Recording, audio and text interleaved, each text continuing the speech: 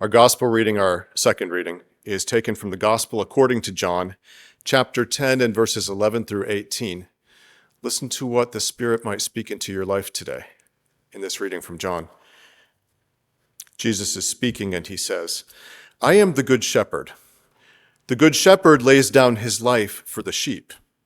The hired hand, who is not the shepherd and does not own the sheep, sees the wolf coming and leaves the sheep and runs away. And the wolf snatches them and scatters them. The hired hand runs away because a hired hand does not care for the sheep. I am the good shepherd. I know my own, and my own know me, just as the Father knows me, and I know the Father. I lay down my life for the sheep. I have other sheep who do not belong to this fold. I must bring them also, and they will listen to my voice. So there will be one flock and one shepherd. For this reason the Father loves me, because I lay down my life in order to take it up again. No one takes it from me, but I lay it down of my own accord. I have the power to lay it down, and I have the power to take it up. I have received this from my Father." May God bless to our understanding this reading from God's holy word, and to God's name be glory and praise. I am the good shepherd, Jesus says. My sheep hear my voice, my sheep know my voice. Of all the many voices that we hear every day in, day out, all the voices in our ears and in our world, which ones do we hear? Which ones do we heed? You know, surely it's true. This is the least flattering comparison in all the Bible. I'm not a sheep. I don't want to be a sheep. We're not sheep, right? We're not sheep. And the Bible is forever comparing people of faith to sheep. And sheep has become such a politicized word. But you find it in the Psalms, you find it in the prophets. Even here in the Gospels, Jesus calls us sheep. I looked for a positive quote about sheep to put at the head of the bulletin. They were all bad. Sorry, I rehearsed that. I can think of a whole host of animals I would rather be than a sheep. You know, a goat at least has the horns and cool-looking eyes and a little bit of moxie. A cat has that supreme nonchalance, that cool indifference. A wolf, a bear, a snowshoe hare. Something strong, something independent. We're not sheep. Sheep are herd animals. They're easily frightened, and all they think about is eating. That's not us, is it? We're not easily scared, are we? We don't always think about eating. We're not herd animals. Sheep are needy and defenseless. They're followers. You and me, we're leaders, right? Right? Which of us really is making our own way over new terrain in this world? Not many people do that. Most of us are following somebody's voice. And we choose the voices that are probably telling us things we want to hear or things we already believe, or the ones that are speaking to our desires or our fears. We are kind of like sheep in some ways. I am the good shepherd, Jesus says. I know my own, and they know my voice. Trust me, you'll know it when you hear it.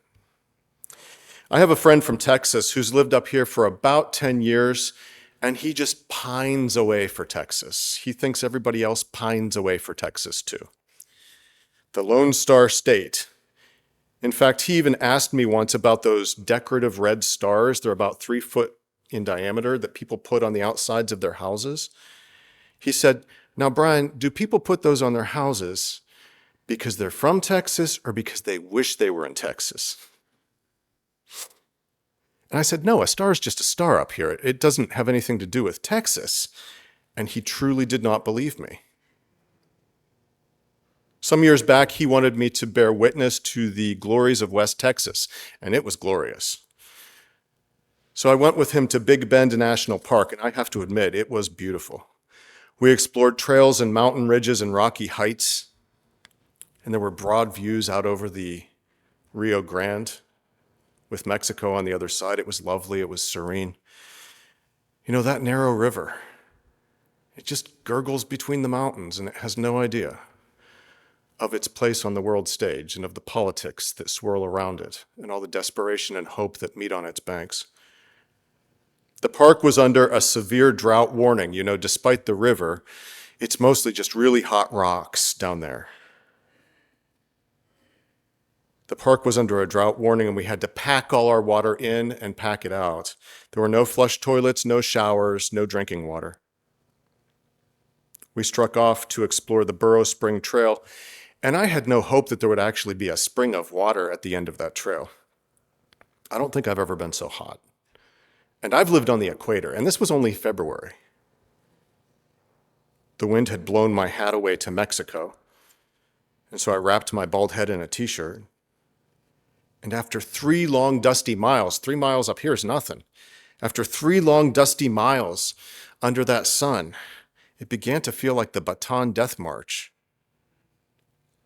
But on the furthest edge of consciousness, we started to hear something new. Under the sigh of the desert wind. It was a new sound. Could it be?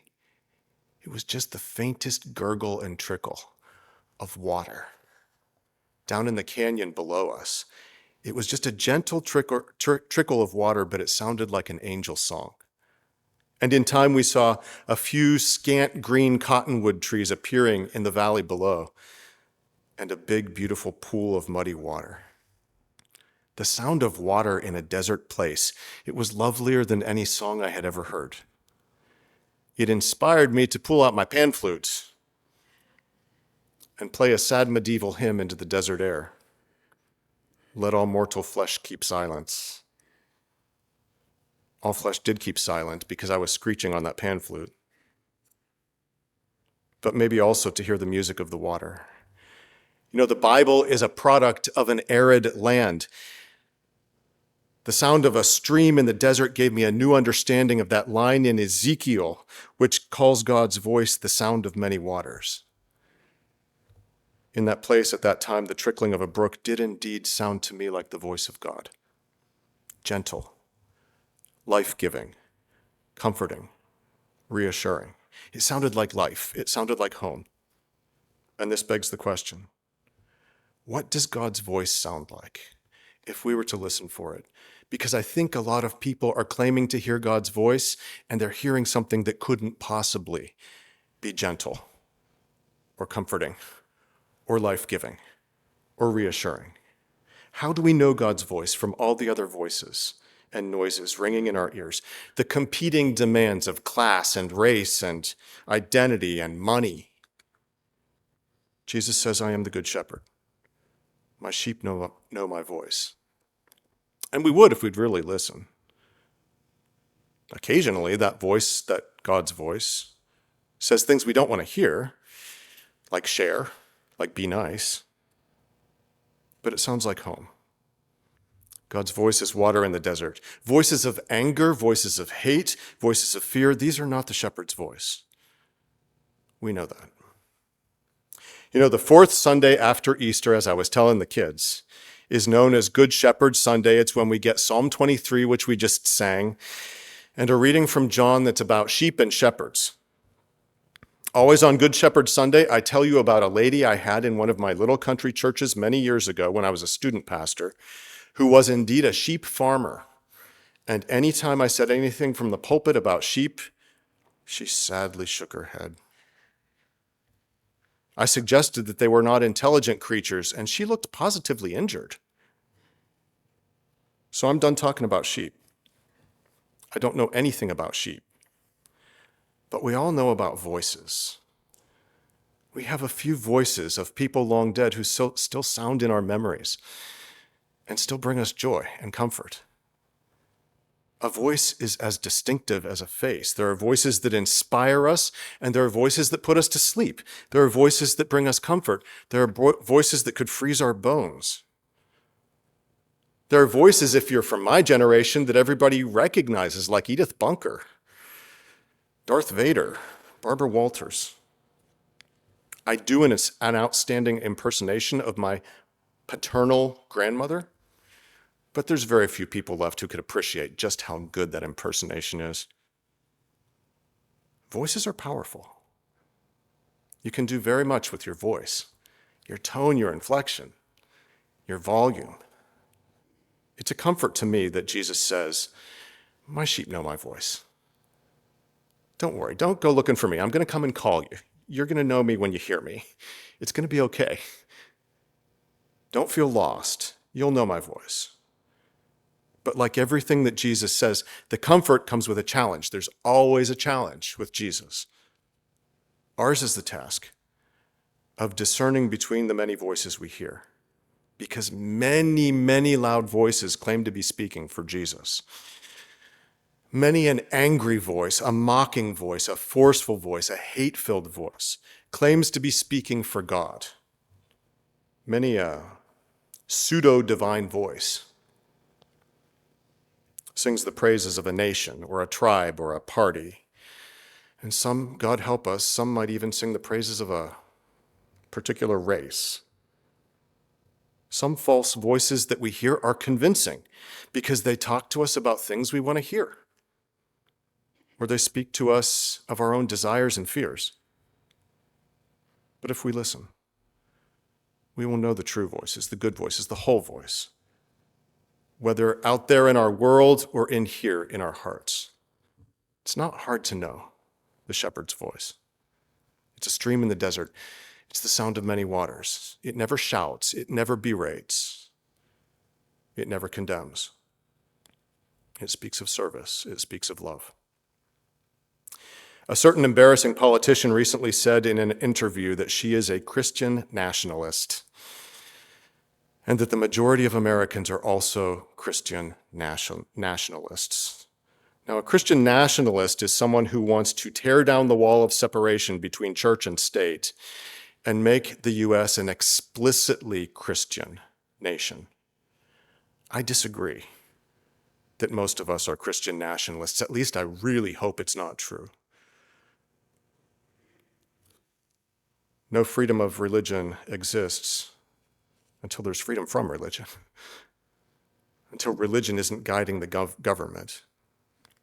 I hope the majority of Christians in this country respect their Hindu and Jewish and Muslim neighbors, as well as their neighbors of no faith or any faith, and that they want them to have equal standing in our society. I hope the majority of American Christians do not want to legislate evangelical social norms and make them the law of the land.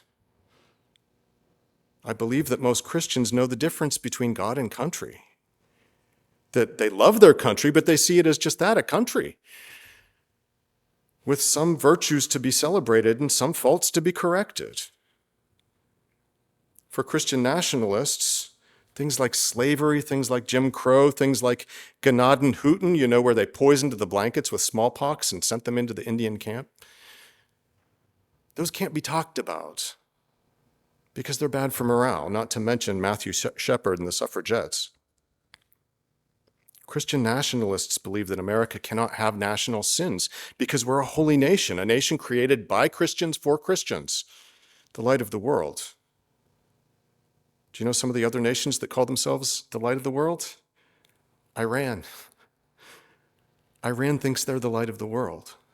Russia thinks they're the light of the world. Vladimir Putin calls it Holy Russia, the savior of the world. It's really one of the oldest tricks in the book to say, hey, we're God's favorites. It's a primitive form of idolatry, and it can be found in the ancient history of many peoples, maybe most peoples. We're the special ones. We're God's emissaries. It goes back at least as far as Genesis 12. You know what's better than pretending you have a perfect record of justice and equality? Repenting of injustice and inequality. Changing your ways. Seeing what you're doing wrong and correcting it. That's what's better. What the Psalms call a broken and a contrite heart. We are the country that overthrew a tyrant and that saved the earth from the Nazis and that made democracy fashionable, yes. But that doesn't mean we're God's favorites or that we have nothing to improve upon. It is not the shepherd's voice if it is telling you that you're better than everyone else, that you're the exception to the rules, that your rights should supersede the rights of others. If the voice you're hearing is telling you to force your religious values on anyone, that's not God's voice. The shepherd doesn't want people to pretend they're pure. The shepherd calls them to do better, to be better. You know, I'm proud of the session of this church. We have signed on to a document to be sent on to presbytery, encouraging the presbytery, which, if you don't know, is like a diocese, to educate its congregations about the dangers of Christian nationalism and to speak out against it and offer an alternative way to be a Christian. But really, not all of the misleading voices we hear are out there in the world. Many, if not most of them, are right here inside of us. We hear them in the quiet of our minds. We hear them in our hearts. If the voice you're hearing is telling you that you're no good, that you don't matter, that you're ugly, that you're worthless, that you're stupid, that you'll never amount to anything, that you'd be better off dead, that you're a disappointment to God and to others, that you're not a good parent, that you're not a good child, that you're a worthless sinner, that is not the voice of the shepherd either. I mean, definitely the voice of the shepherd will tell you some hard things. It'll tell you to do some things you might not want to do, but it is gentle. It's the sound of many waters. It sounds like home. It speaks guidance and wisdom and comfort and love, including self-love and self-sacrifice. Because ironically, self-love and self-sacrifice go surprisingly well together. The old German novel Steppenwolf, I just plowed through it lately, by Hermann Hesse. It's from the 1920s. In the rise of German nationalism that became Nazism, he writes this novel. And it is one of my favorite novels and my least favorite novels of all time, because its brilliant, poetic, insightful parts kind of get weighed down by its tedious, abstract, and dull parts. But it rewards a persistent reader. In it, there's a tortured lonely fellow named Harry Haller, and he goes through all manner of drunkenness and loneliness and disillusionment. But in the background, as if echoing over the whole world, he occasionally hears a beautiful sound. It's always there, but he doesn't always hear it. In fact, he only seldom hears it. He names it the divine eternal laughter. It echoes over all of human history, over all the joy and all the sorrow, over all the tragedy and all the triumph. And in the end, it draws everything into itself. I am the good shepherd. My own know my voice, the voice of courage, the voice of reason, the voice of fairness, the voice of well-being for all people, the voice of peace, the voice of compassion, perhaps laughing with eternal joy. It's the sound of many waters. You'll know it when you hear it, but you've got to listen. Amen.